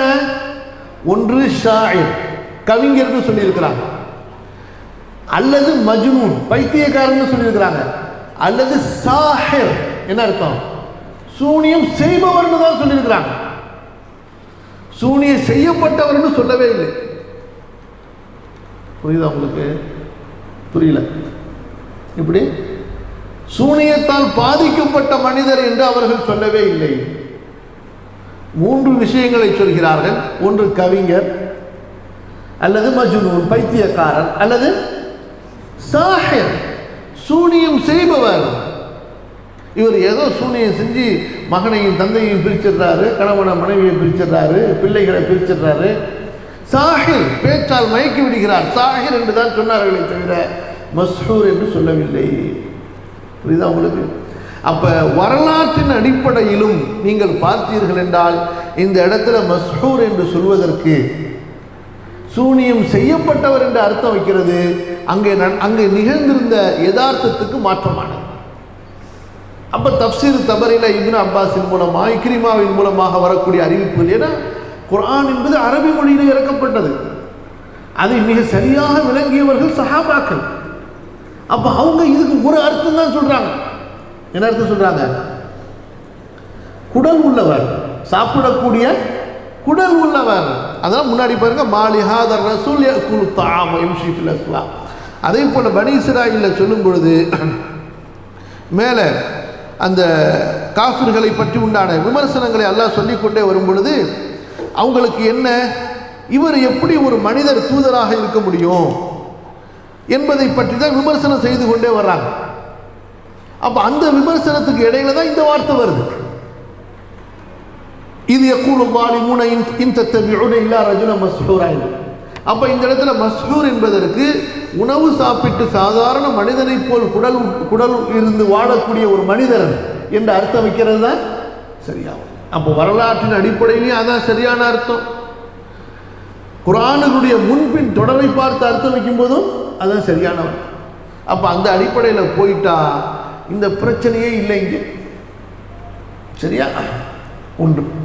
சரி, ரெண்டாவது விஷயம் வாங்க. இமாம் தபரி ரஹிமஹுல்லாஹ் அதையும் விளக்குறாங்க. எப்படி விளக்குறாங்க அப்படின்னு சொன்னால், இது அறிவிப்புகளின் அடிப்படையில் விளக்கிறாங்க. அடுத்து என்ன சொல்றாங்கன்னா, இந்த மஸ்ஹூர் என்பதற்கு இதனுடைய மூலச்சொல் சிஹர் என்ற அந்த சூனியம் செய்தல் என்ற வார்த்தையிலிருந்து எடுப்பதாக இருந்தாலும், எப்படிங்க இந்த காலத்தில் யாராவது தஃசீர் எழுதியிருந்தா சொல்லலாம், இது இவங்களுக்கு அகைன்ஸ்டா யாரோ இந்த மாதிரிலாம் விளக்கம் சொல்றாங்கன்னு சொல்லிட்டு. இது எப்போ எழுதப்பட்ட தஃசீர்? ஹிஜ்ரி 3வது நூற்றாண்டில், இது 3வது அதாவது நூற்றாண்டில் எழுதப்படக்கூடிய தஃசீர். இவங்க என்ன சொல்றாங்க அடுத்து, மஸ்ஹூர் என்பதை சூனியம் என்ற வார்த்தையிலிருந்து வந்ததாக எடுத்துக்கொண்டாலும் மஸ்ஹூர் என்பதை இஸ்மு மஃஊலுடைய அர்த்தத்தில் வைக்கக்கூடாது. என்ன அர்த்தத்தில் வைக்க வேண்டும்? இஸ்மு ஃபாயிலுடைய அர்த்தத்தில் வைக்க வேண்டும். அப்படி நிறைய இடங்கள்ல குர்ஆன்லயும் சரி, அதே போல ஹதீஸுகள்லையும் சரி, அதே போல அரபி இலக்கணங்களையும் சரி, மஃஊல் ஃபாயிலுடைய அர்த்தத்தில் வரும். மஃஊல் என்றால் என்ன? செய்யப்பட்டவர். செயல் யார் மீது நிகழ்ந்ததோ, செயல் யாருக்கு பாதிப்பை ஏற்படுத்தியது அவர். ஃபாயில் என்றால் செயலை செய்தவர். அப்ப இந்த இடத்துல மஸ்ஹூர் என்பது மஸ்ஹூருடைய அர்த்தத்தில் அல்ல, சாஹிர் என்ற அர்த்தத்தில். வார்த்தை மஸ்ஹூர், ஆனால் பொருள் என்ன பொருள்? பொருள் என்ன பொருள்? சாஹிர். சூனியம் செய்பவரை நீங்கள் பின்பற்றுகிறீர்கள். சூனியம் செய்யப்பட்டவர் என்ற பொருள் அல்ல. என்ன பொருள்? சூனியம் செய்பவர் என்ற பொருள். முடிஞ்ச ரெண்டு கருத்து இதுதாங்க இமாம் தபரி மூத்த முஃபஸ்ஸிர் சொல்லக்கூடிய கருத்து. இப்போ இந்த அடிப்படையில் போயிட்டோம்னு சொன்னால், இந்த ஹதீஸுக்கு இந்த ஆயத்துக்கு முதல்ல சம்பந்தமே கிடையாது. இந்த ஹதீஸு புகாரியில் உள்ள ஹதீஸுக்கும் இந்த ஆயத்துக்கும் இடையில எந்த முரண்பாடும் கிடையாது. சரி, அடுத்து வாங்க. யாரு அடுத்து? இப்னு கஸீர் ரஹிமஹுல்லாஹ் பின்னாடி ஹிஜ்ரி 400க்கு பிறகு அல்லது 500க்கு பிறகு வந்த ஹதீஸ், அதாவது தஃப்சீர்களை அறிஞர்கள் அவங்க லுகாவின் அடிப்படையிலையும் குர்ஆனுடைய ஆயத்துகளுக்கு விளக்கம் சொன்னாங்க. ஹதீஸுகளுடைய அடிப்படையில் முன்னாடி விளக்கம் சொல்லப்பட்டது போன்று டிக்ஷனரியுடைய மீனிங்லையும். அப்போ மஸ்ஹூர் என்பதற்கு சூனியம் செய்யப்பட்டவர் என்ற அர்த்தத்தில் வைத்தாலும், மஸ்ஹூர் என்பது சூனியம் செய்யப்பட்டவர் என்ற அர்த்தத்தில் வைத்தாலும் ஹதீஸுக்கு இது முரண்படுகிறதா என்றால் முரண்படவில்லை என்று விளக்கம் சொல்றாங்க. என்ன விளக்கம் சொல்றாங்க என்றால், சரி, அப்ப யாருக்கு சூனியம் செய்யப்பட்டதால் முற்றிலுமாக அறிவு வேதளித்து அவர் அதனால் முழுமையாக பாதிக்கப்பட்டு அதிலிருந்து குணம் பெறாமல் இறந்து விட்டார், அதிலிருந்து குணம் பெறாமல் சுகம் பெறாமல் முற்றிலும் அதிலே அழிந்து விட்டாரோ, அப்பத்தான் இந்த வார்த்தை பொருந்தும். கடைசி வரைக்கும் அந்த சூனியத்தினுடைய அசர் இருந்து அதே அந்த தன்மையில் நபி அவர்கள் மரணித்திருந்தார்கள் என்றால் அப்ப என்ன அர்த்தம் வரும்? இப்போ சொன்னது இந்த அர்த்தம் பொருந்தும். ஆனா அல்லாஹ்வுடைய தூதர் ஸல்லல்லாஹு அலைஹி வஸல்லம் அவர்களுக்கோ அப்படி நடக்கவில்லை. ஒரு குறிப்பிட்ட காலம் இருந்தது, அல்லாஹ் அவர்களுக்கு ஷிஃபாவை குணத்தை கொடுத்தான். இப்ப இதே ஹதீஸ் எங்க புகாரில பதிவு செய்யப்பட்டிருக்கிறது. அதனுடைய இன்னொரு அறிவிப்பில் என்ன வருகிறது என்றால், இந்த லபீத் இப்னு ஆஸம் இடத்தில் கேட்கப்படுகிறது, ஏன்பா நீ ரசூலுல்லாஹ்வுக்கு சூனியம் செய்தாய் என்று. கவனமா கேளுங்க. எந்த ஹதீஸை வச்சு நபியினுடைய எந்த ஹதீஸை மறுப்பதால், எந்த ஹதீஸை இந்த சூனியத்துடைய இந்த ஹதீஸை புகாரியுடைய ஹதீஸை மறுப்பதால் நபியுடைய ஸ்தானத்தை நாங்கள் பாதுகாக்கிறோம்னு சொல்றாங்கல்ல, அவர்களுடைய இந்த செயல் எப்படி இஸ்லாமையும் நபித்துவத்தின் அந்த தகுதியும் தகர்க்கிறது என்பதை பாருங்க. லபீத் இப்னு ஆஸம் இடத்தில் கேட்கப்படுகிறது, லிமாதா சஹர்தஹு, லிமாதா சஹர்த லஹு, ஏன் நீ அவருக்கு சூனியம் செய்தாய் என்று. அதற்கு அவர் சொல்கிறார், நான் செய்த சூனியம் சாதாரணமானதல்ல. அவர் உண்மையில் நபியாக இருந்திருப்பாரேயானால், உண்மையில் அவர் நபியாக இருப்பாரேயானால் கண்டிப்பாக அந்த சூனியத்திலிருந்து அவர் விடுதலை பெறுவார். அவர் உண்மையில் நபி அல்லாத ஒரு பொய்யராக சாதாரண மனிதராக இருந்திருப்பாரேயானால் எனது இந்த சூனியம் அவரை அழித்திருக்கும். சொல்றது புரியுதா உங்களுக்கு? லபீத் இப்னு ஆஸம் இடத்துல கேட்கப்படுகிறது. ஏன்னா ரசூலுல்லாஹ் பேரை குறிப்பிட்டுட்டாங்க. இந்த மனிதர் தான் எனக்கு சூனியம் செய்தார் என்று மலக்குகள் அறிவிச்சாங்க என்பதை தெல்ல தெளிவாக நபி ஸல்லல்லாஹு அலைஹி வஸல்லம் சொன்னார்கள். அப்ப அந்த லபீத் இப்னு ஆஸம் இடத்துல போய் கேட்கப்படுகிறது. இவ்வளவு சம்பவம் நடந்திருக்காங்க. அப்ப கேட்கும்போது அவர் என்ன சொல்றாரு? லபீத் இப்னு ஆஸம் என்ற அந்த யஹூதி, அவர் நபியா இருந்தால் அவருக்கு கண்டிப்பா பாதுகாப்பு கிடைக்கும் போது. ஏன்னா என்னுடைய இந்த சூனியத்தை விட அல்லாஹ்வுடைய பாதுகாப்பு பெரியது கண்டிப்பாக. அதை அவர்களும் நம்பி வைத்திருந்தார்கள். அவர் நபி இல்லையா, நம்மெல்லாம் நிம்மதியானோம். இஸ்தரஹ்னா மின்ஹு, நம்மெல்லாம் நிம்மதி. செத்து போடும். நபி இல்லாத ஒரு பொய்யன் செத்து போனார். எப்படி? அந்த ஹைபர்ல ரசூலுல்லாஹி ஸல்லல்லாஹு அலைஹி வஸல்லம் அவர்களுக்கு விஷமேற்றப்பட்ட அந்த இறைச்சியை யூத பெண் கொடுத்த போது அந்த யூத பெண் என்ன சொல்றாப்புல? பிடித்து கேட்கப்படி, ஏன் இப்படி செய்தாய் என்று. அவர் நபியா இருந்தால் அல்லாஹ் அவருக்கு அறிவிச்சிட போறான் இதுல விஷம் இருக்குன்னு சொல்லிட்டு. அல்லாஹ் அவரை காப்பாத்திக்க போறான். அவர் நபி இல்லை என்று இருந்தால் அவர் பொய்யர், செத்து போறதுல நமக்கு என்ன நஷ்டம் இருக்குது? அதே போன்ற பதிலைத்தான் யாரும் சொல்கிறாங்க, இந்த லபீத் இப்னு ஆஸம். இப்ப சொல்லுங்க, இந்த ஹதீஸை ஏத்துக்கிறதுனால நபியுடைய அந்தஸ்து கூர்ந்துச்சா குறைஞ்சிச்சா? சொல்லுங்க. இந்த ஹதீஸை ஏற்றுக்கொண்டதுனால ரசூலுல்லாஹ் உண்மையில் ரசூல் தான் என்பது உறுதியாகுதா, அல்லது ரசூலுடைய அந்தஸ்து பொய்யாகுதா? சொல்லுங்க. உண்மையாகிறது. அவர்கள் ரசூலாக இருந்திருக்கவில்லை என்றால், அல்லாஹ்வின் புறத்திலிருந்து அவர்களுக்கு பாதுகாப்பு இருந்திருக்கவில்லை என்றால், அந்த சூனியம் எந்த நோக்கத்தில் செய்யப்பட்டதோ அந்த நோக்கத்திலேயே வேலை செய்து அவர்களை அழித்திருக்கும். ஆனால் அவன் செய்த சூனியமும் நபியை அழிப்பதற்காக கடைசியாக அதனுடைய பாதிப்பு எதுவரை தான் வந்தது? அவர்களுடைய நினைவாற்றலின் ஒரு பகுதியில் தான் அதுவும் தாக்கத்தை ஏற்படுத்தியது. அதுவும் குறிப்பா ஆயிஷா ரலியல்லாஹு அன்ஹாவுடைய விஷயத்தில். சரியா? சரி. அடுத்தது இதுல இன்னொரு கேள்வியை என்ன கேட்குறாங்க? இதை தான் கிட்டத்தட்ட ஒரு 3/4 மணி நேரத்துக்கு மேலே திரும்ப திரும்ப பேசுறாங்க. என்ன அப்படின்னா, அப்ப 6 மாச காலம் இந்த ஒரு பிரச்சனையில ரசூலுல்லாஹ் இருந்திருந்தாங்கன்னு சொன்னா, அப்ப ஆயத்துகளுடைய நம்பகத்தன்மை என்ன ஆனது? ஹதீஸுகளுடைய நம்பகத்தன்மை என்ன ஆனது? எந்த ஹதீஸ் எடுத்தாலும் இது அந்த 6 மாசத்துல உளறி வைப்பாரோ. அது எப்படி? மனநோயாளியா இருந்தால ரசூலுல்லாஹ் அந்த நேரத்தில் உளறி வைப்பாரோ? சரிங்க, இந்த ஹதீஸை நீங்க ஏத்துக்கலாம், மறுக்கிறீங்க, விடுங்க. அது ஏதோ உங்களுடைய ஆய்வுன்னு சொல்றீங்க. ரெண்டாவது விஷயம், ஒரு நபியினுடைய மக்காமை பற்றி பேசும் பொழுது ஒரு கண்ணியமான வார்த்தை, இப்படி அங்கே மனநோயாளி நான் போடப்பட்டிருக்கு ஹதீஸ்ல, வார்த்தையில் மனநோயாளி நான் போடப்பட்டிருக்கு, பைத்தியம், எந்த வார்த்தை அங்கே பயன்படுத்தப்பட்டிருக்கு. சரி, இப்போ என்ன பிரச்சனை? இந்த ஹதீஸை ஏற்றுக்கொள்றதுனால குர்ஆனுடைய பாதுகாப்பு போய்விடும். இந்த வசனம் ஒருவேளை அந்த நேரத்தில் சொல்லியிருப்பாங்களோன்னு சொல்லி ஹதீஸுகளை எடுத்துக்கிட்டா எந்த ஹதீஸை வேணாலும் இதை சொல்லி மறுத்துடலாமா? கண்டிப்பாக இதை சொல்லி மறுக்க முடியாது. நீங்கள் சொல்கிறத வச்சு தான் எந்த ஹதீஸை வேணாலும் மறுக்கலாம். நீங்கள் என்ன சொல்றீங்க? ஹதீஸாக இருந்தாலும் ஆயத்தாக இருந்தாலும் அறிவை கொண்டு உரசி பார்த்து முடிவு செய்யணும்னு சொல்கிறீங்களா இல்லையா? ஒரு அடிப்படை, அதை கொண்டு தான் மறுக்கலாமே தவிர எந்த ஆயத்தை வேணாலும் எந்த ஹதீஸை வேணாலும் இந்த சம்பவத்தை வைத்து அப்படி செய்யவே முடியாது.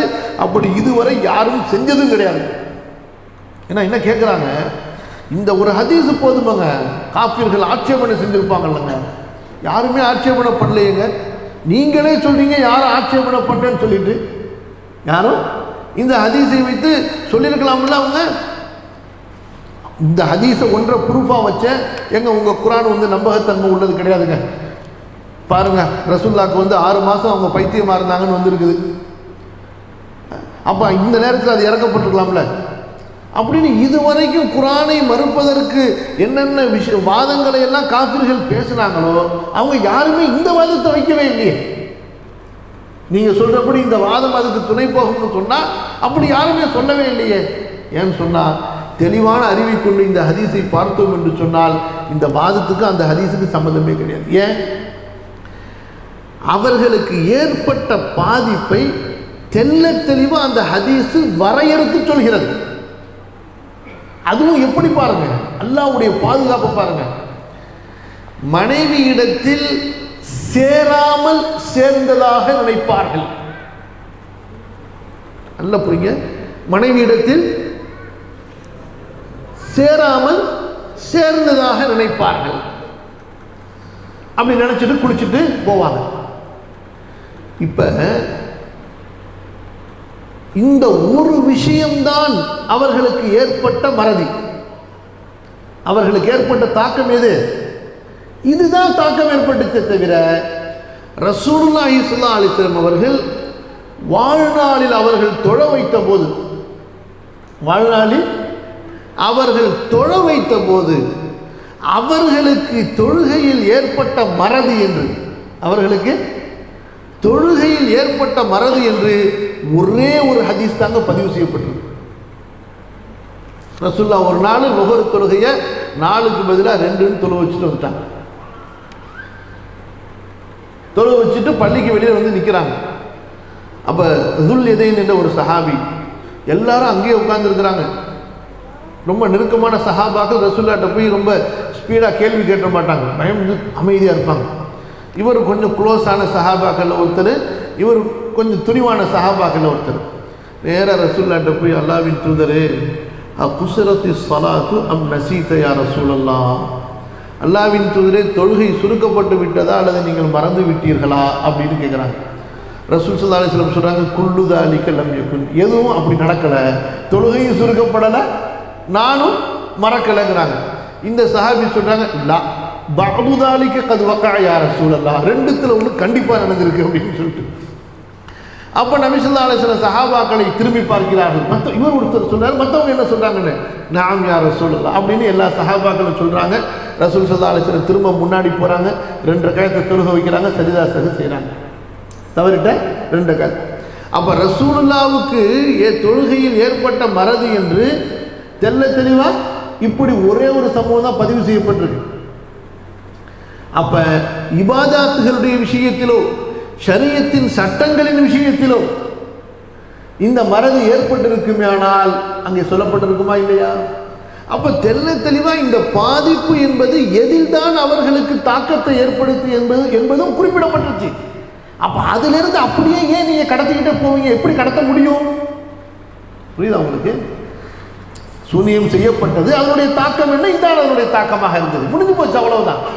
அதுக்கப்புறம் குர்ஆன் ஓதுறதுல மறந்துருப்பாங்களோ, ஜிப்ரீல் வராமலேயே வந்ததா நினைச்சிருப்பாங்களோ, குர்ஆன் சொல்லப்பட்டதை கவனிக்காம இருந்திருப்பாங்களோ, அல்லது சொல்லப்பட்டதை மறந்துருப்பாங்களோ, அல்லது உளறி இருப்பாங்க. எப்படி நீங்கள் இதிலிருந்து அடுத்ததை தாண்ட முடியும்? கியாஸ் எப்படி செய்ய முடியும்?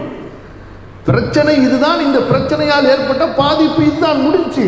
ஹதீஸை அறிவிக்கக்கூடிய அந்த பெண்மணி ஆயிஷா ரலியல்லாஹு அன்ஹா ரசூலுல்லாஹ்வுடைய மனைவி தெளிவா சொல்லிடுறாங்க, முடிஞ்சு. அதே போல ஸைத் இப்னு அர்கம் சொல்றாரு, இதுதான் நடந்தது என்பதாக. ஏன்?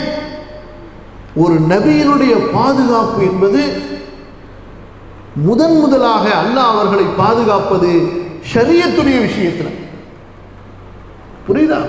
மற்றபடி அவருடைய உலக விஷயங்கள்லையும் அவருடைய பொருளாதார விஷயங்கள்லையும் அந்த நபியினுடைய உடலுடைய நோய் சுகம் சம்பந்தப்பட்ட விஷயங்கள்லையும் அவர் மற்ற மனிதர்களை போன்றுதான். இதுல யாருக்குமே கருத்து வேற்றுமை இல்லை. அதனால நமக்கு தலைவலி வர மாதிரி ரசூல் ஸல்லல்லாஹு அலைஹி வஸல்லம் தலைவலி வரலாம், நாம் நோய் இருவதை போன்று நபி அவர்களுக்கு நோய் வரலாம், நமக்கு பசி ஏற்படுவதை போன்று அவர்களுக்கு பசி ஏற்படலாம், நமக்கு வறுமை ஏற்படுவது போன்று அவர்களுக்கு வறுமை ஏற்படலாம், நாம் எதிரிகளால் தாக்கப்படுவதை போன்று அவர்கள் எதிரிகளால் தாக்கப்படலாம். ஆனால் வஹீயுடைய விஷயத்தில் எந்த ஷைத்தானும் அவர்களது வஹீயிலே குளறுபடி செய்ய முடியாது. எந்த ஒரு மனித சக்தியோ வேறு எந்த சக்தியோ அந்த ஷரியத்தின் விஷயத்தில் அவர்களை தடம்புரள செய்துவிட முடியாது. எனவே தான் அவங்க மஅசூம், பாதுகாக்கப்பட்டவர்கள். அப்ப குர்ஆன் பாதுகாக்கப்பட்டது.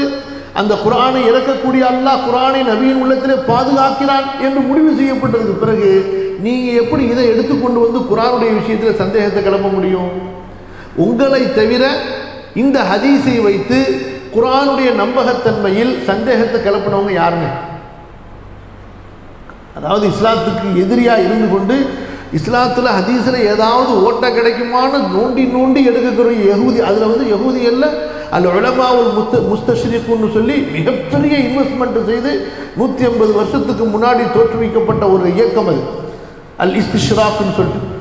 அவர்களுக்கு வேலை என்னன்னு சொன்னால் குர்ஆன் ஹதீஸுடைய ஆதாரங்களில் குர்ஆனுக்கும் அதாவது சந்தேகத்தை கிளப்பி முஸ்லிம்களுடைய நம்பிக்கையை கெடுக்கும்படியாக உள்ள விஷயங்களை நோண்டி நோண்டி ஆராய்ச்சி செஞ்சு எடுக்க வேண்டியது இது அவங்களுடைய வேலை. அதுக்காக வேண்டிய உள்ள அந்த ரிசர்ச் டிபார்ட்மெண்ட்லையாவது யாராவது ஒருத்தங்க இப்படி எடுத்துருக்கிறாங்களா சொல்லுங்க. நீங்கள் சொல்கிறபடி இது குர்ஆனின் நம்பகத்தன்மையில் முரண்பாட்டை ஏற்படுத்திடும்னு சொன்னால் அவங்களுக்கு எவ்வளோ பெரிய ஆதாரமாக போயிடுது. அப்போ அவர்கள் அப்படி சொல்லவில்லை, உங்களுக்கு ஏன் அப்படிப்பட்ட எண்ணம் வருகிறது? அப்போ இந்த நபி ஸல்லல்லாஹு அலைஹி வஸல்லம் அவர்களுக்கு சூனியம் செய்யப்பட்டது என்ற ஹதீஸால் குர்ஆனின் நம்பகத்தன்மையிலோ ஹதீஸின் நம்பகத்தன்மையிலோ எந்த விதமான பாதிப்பும் ஏற்பட போவதில்லை, எந்த விதமான சந்தேகமும் ஏற்பட போவதில்லை. காரணம், நபிக்கு செய்யப்பட்ட அந்த சூனியம் என்பது அவர்களுக்கு ஏற்படுத்திய அந்த நோய், அவர்களுக்கு ஏற்படுத்திய அந்த மறதி என்பது எதில் தான் ஏற்படுத்தியது? ஒரே ஒரு விஷயம். அடுத்து பாருங்க, நான் ஒரு விஷயத்தை சொன்னேன், கவனமாக கேட்டுக்கங்கன்னு ஒன்று சொன்னேன். மனைவி இடத்தில் சென்றிருக்க மாட்டார்கள், ஆனால் சென்றதாக நினைத்திருப்பார்கள். இப்படித்தான் ஏற்படுத்தியது. இதுவும் பெரிய பாதிப்பு கிடையாது. ஏன்னா செல்லாம சென்றதா நினைச்சிட்டு குளிச்சுட்டு போறதுனால ஒரு பெரிய பாதிப்பு கிடையாது. எது பெரிய பாதிப்பா இருந்திருக்கும்? சென்றதற்கு பிறகு செல்லவில்லை என்ற எண்ணத்தில் இருந்திருந்தால் ஜனாபத்துடைய குளிக்காம தொழுகைக்கு போயிருப்பாங்க, அது பாதிப்பை ஏற்படுத்தி இருக்கும். அப்ப 6 மாசம் தொழுகை வச்ச தொழுகை என்ன ஆகுறது? புரியுதா உங்களுக்கு? சில பேருக்கு புரிஞ்சா புரியலன்னு தெரியல. தெளிவா சொல்றாங்க ஆயிஷா ரலியல்லாஹு அன்ஹா, மனைவி இடத்தில் வந்திருக்க மாட்டார்கள். அவங்க சுசகமா சொல்றாங்க, நானும் சொல்லாம, ஆனால் என்னிடம் வந்ததாக நினைத்துக் கொண்டிருப்பார்கள். அப்படி இருந்தால் கண்டிப்பா குடிச்சிட்டு தான் பள்ளிக்கு தொழுவ போவாங்க. எப்படி ஏற்படுத்தி இருக்கவில்லை அந்த தாக்கம்? அல்லாஹ் எப்படி பாதுகாத்திருக்கிறான் பாருங்கள். இதுவும் அல்லாஹ்வுடைய பாதுகாப்பு, இதுவும் அல்லாஹ்வின் புறத்திலிருந்து நபி அவர்களுக்கு மார்க்க விஷயத்தில், இபாதத்துடைய விஷயத்தில் அல்லாஹ்வுடைய பாதுகாப்பு. எப்படி நடக்கல அந்த சூனியத்துடைய கெட்ட அசரு? செய்துவிட்டு செய்யாததாக நினைக்கவில்லை. அப்ப எந்த அடிப்படையிலையும் பார்த்தீர்கள் என்று சொன்னால் இது நபியினுடைய அந்த மகாமுக்கு முரண்பட்டதல்ல.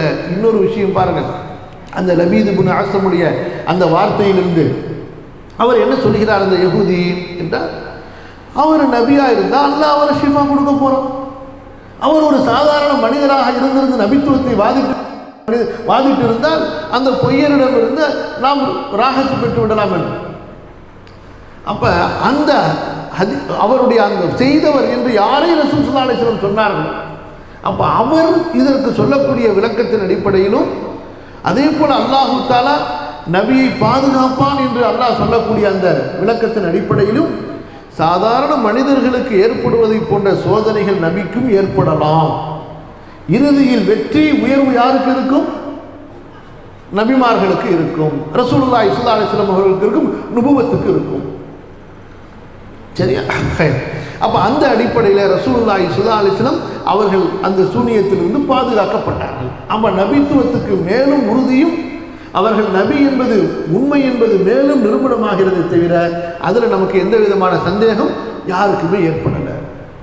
அடுத்து என்னன்னு சொன்னா, இப்ப இந்த குர்ஆனுடைய வசனத்துக்கு, இந்த குர்ஆனுடைய வசனத்துக்கு அந்த ஹதீஸ் முரண்படுகிறது என்று சொல்லக்கூடிய அந்த வார்த்தை இருக்கா இல்லையா?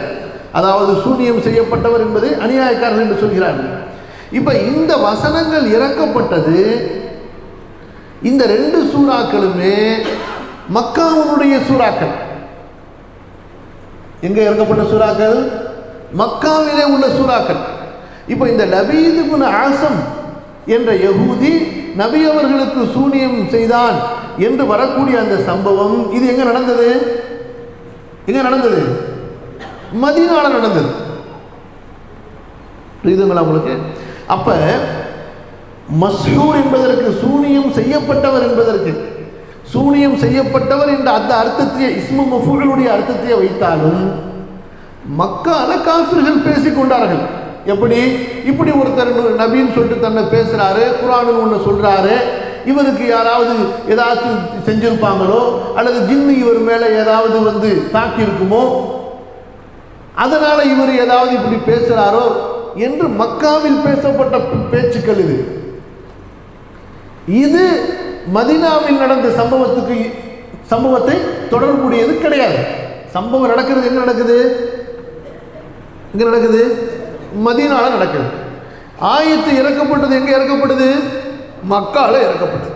அப்ப அந்த அதாவது பின்னாடி இறக்கப்பட்ட ஆயத்துக்கும் முன்னாடி நடந்த சம்பவத்துக்கு தான் தொடர்பு இருக்குமே தவிர முன்னாடி இறக்கப்பட்ட ஆயத்துக்கும் பின்னாடி நடக்கிற சம்பவத்துக்கும் தொடர்பு இருக்குமா? தொடர்பு இருக்காது.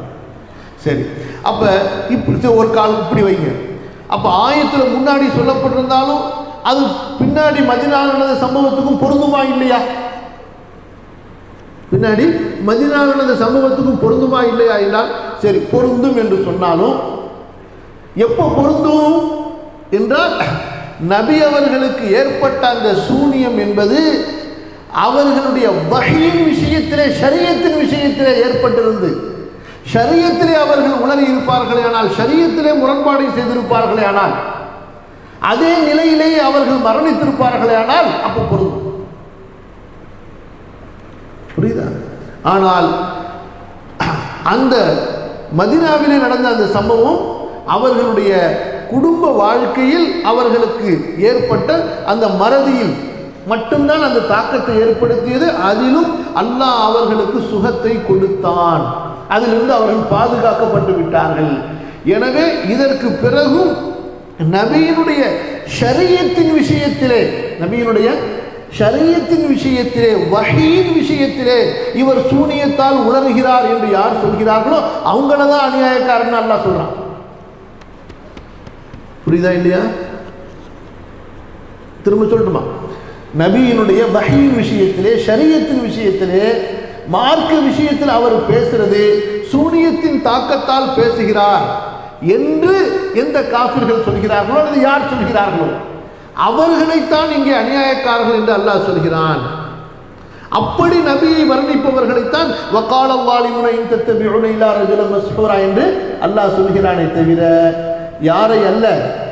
இந்த ஹதீஸில் வந்திருக்கின்றபடி இவ்வளவு சஹீஹான ஹதீஸுகளில் அறிவிப்பு செய்யப்படுகிற அடிப்படையிலே நபி அவர்களுக்கு அவர்களை அழிப்பதற்காக லபீத் இப்னு ஆஸம் என்ற உயிரை போக்குவதற்காக அவனு செஞ்சது வஹீயில கோளாறு பண்ணுறதுக்கு கிடையாது. அவன் செஞ்சதுக்கு கிடையாது, வஹீயில கோளாறு பண்ணுறதுக்கு கிடையாது. இவரால் நமக்கு பிரச்சனை, இவர் செத்து போயிட்டா நமக்கு மதனால பிரச்சனை கிடையாது, யூதர்களுக்கு நிம்மதியாக நம்ம வாழலாம் என்று இவருடைய உயிரை போக்குவதற்காக அவன் செய்த அந்த சூனியம் இருக்கிறது அல்லவா, அது அவர்களுடைய ஞாபக சக்தியிலே தாக்கத்தை ஏற்படுத்தியது அல்லவா. அந்த சூனியத்தால் நபி பாதிக்கப்பட்டார்கள் என்று சொல்பவர்களை பற்றி இந்த வசனம் சொல்லவே இல்லை. யாரை பற்றி சொல்கிறது? நபியினுடைய ஷரியத்தை குறித்து, மார்க்கத்தை குறித்து அவர்கள் சொல்வது சூனியம், இதெல்லாம் சூனியத்தினுடைய பாதிப்பால் அவர் சொல்றது என்று எந்த காஃபிர்கள் சொன்னார்களோ அவர்களைத்தான் இங்கே அல்லாஹ் சொல்கிறான் வகாலல் வாலிமுன இன் தத்தபிஉன இல்லா ரஜுலன். அப்ப இதுவரைக்கும் நம்ம பேசின விஷயங்களுடைய சுருக்கங்கள் சில வரிகள் என்னன்னு சொன்னால், குறிப்பாக அவர்களுடைய 2 வாதங்களை பற்றி நம்ம இன்ஷா அல்லாஹ் பேச இருக்கிறோம். ஒன்று, நபி ஸல்லல்லாஹு அலைஹி வஸல்லம் அவர்களுக்கு சூனியம் செய்யப்பட்டது என்ற ஹதீஸ் அவங்க மறுக்கிறாங்க, அது குர்ஆனுக்கு முரண்படுது என்று சொல்கிறாங்க. அது எப்படி முரண்படலை என்ற விஷயத்தை நம்ம தொடர்ந்து பார்ப்போம். இரண்டாவது, சூனியம் என்று ஒன்று இருப்பதை ஏற்றுக்கொண்டாலே அவங்க முஷ்ரிக்குகள், அவங்க காஃபிர்கள் என்று அவர்கள் பேசுகிறார்கள். அது எப்படிங்கிறத, அது எந்த வகையில் தவறுங்கிறத நம்ம இன்ஷா அல்லாஹ் பார்ப்போம். சுப்ஹானக்கல்லாஹு வ பிஹம்திக அஷ்ஹது அன் லா இலாஹா இல்லா அன்த அஸ்தக்ஃபிருக்க.